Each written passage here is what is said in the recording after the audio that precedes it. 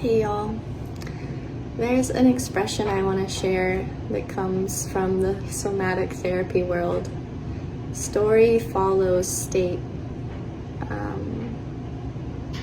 So what that means is that the state of our body, how safe or not it feels, actually has a huge influence on our thoughts and our ideas and the stories we have. Which can be kind of hard to believe when, I don't know about you, but I feel like there's so much conditioning as soon as we enter the world to identify ourselves with our thoughts. And the body kind of gets lost along the way. We can take our thoughts very seriously. And so I just want to share this helpful technique that can bring a little felt sense of safety back to the body.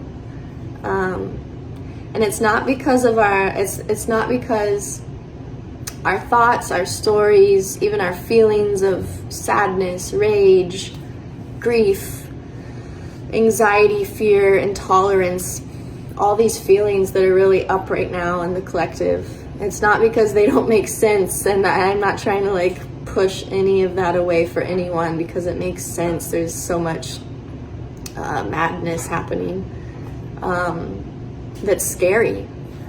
But helping our bodies as much as we can to actually process, metabolize that energy, come back to some degree of equilibrium and balance will actually give us a little clearer wisdom to act from and take clear action from, versus just reacting from our emotions, which can make situations messier.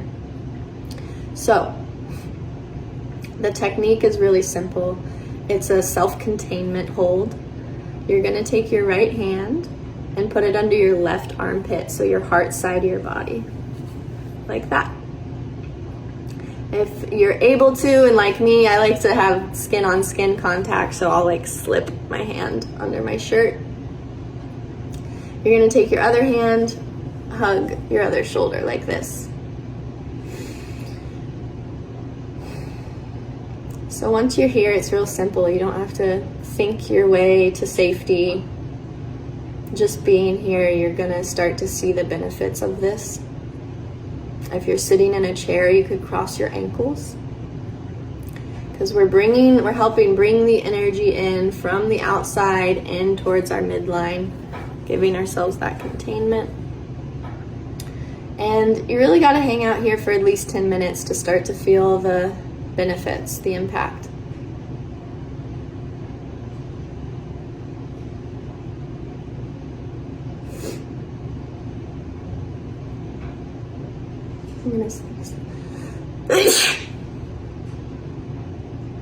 So I probably won't keep recording for a full 10 minutes here, but if you're following along with me, just let the phone get quiet. Maybe even set it down and just return to this shape for 10 minutes. Could be good to do as you're laying in bed, going to bed. I've done this before in the bathtub. It's really nice when I was feeling really overwhelmed a few months ago when I was helping my dog through his dying process. I was really overwhelmed, and it helped just holding myself like this for 10 minutes in the bathtub. I started to yawn. My body started to really process that energy out. So signs of your body coming back into balance could be yawning. Maybe you already are if you're following along with me. Sighing. Heat moving. Sometimes just gentle tears will fall from the eyes. That's the way our body releases cortisol.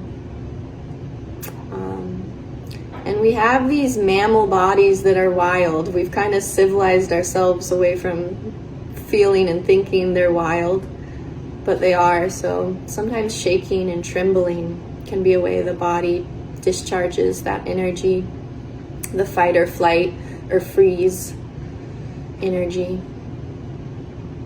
And if you're feeling spacey, dissociated, numb, this will also just be like a sweet way to help you start to maybe hover closer to your body. And I have a history of really knowing what dissociation's like, so I like to help people befriend it and not be afraid of it.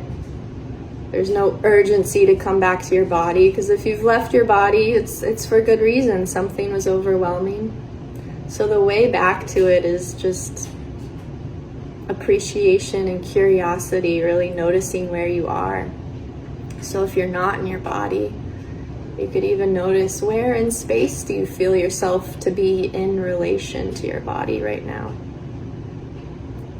And you could see if you do notice any sense of gravity anywhere in your body. If you're like, what is she talking about? You've never experienced leaving your body, that's okay too. You could notice just now, what does gravity feel like in your body? Do you feel like your body is accepting it? Do you feel a little more weighted on the right side or left side of your body? Or do you feel like your body's resisting gravity? Like it's got to be moving? Do you feel like there's an impulse to move even just now? And so if you have a lot of activated energy too, you could go check out my self-rocking video that's on this page.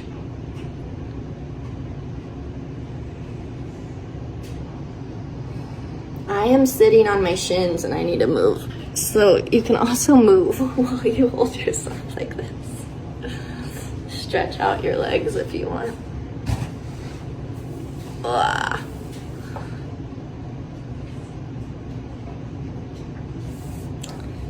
I learned this one from my teacher. It's a great one to do.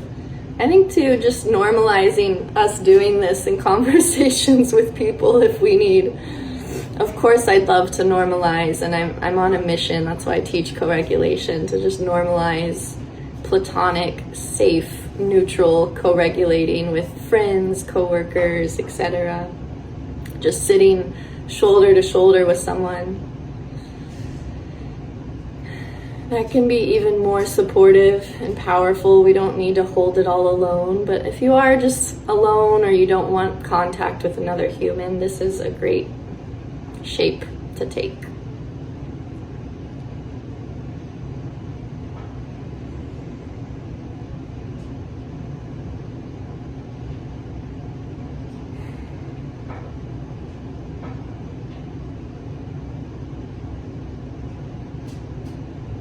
Noticing if your state is changing at all.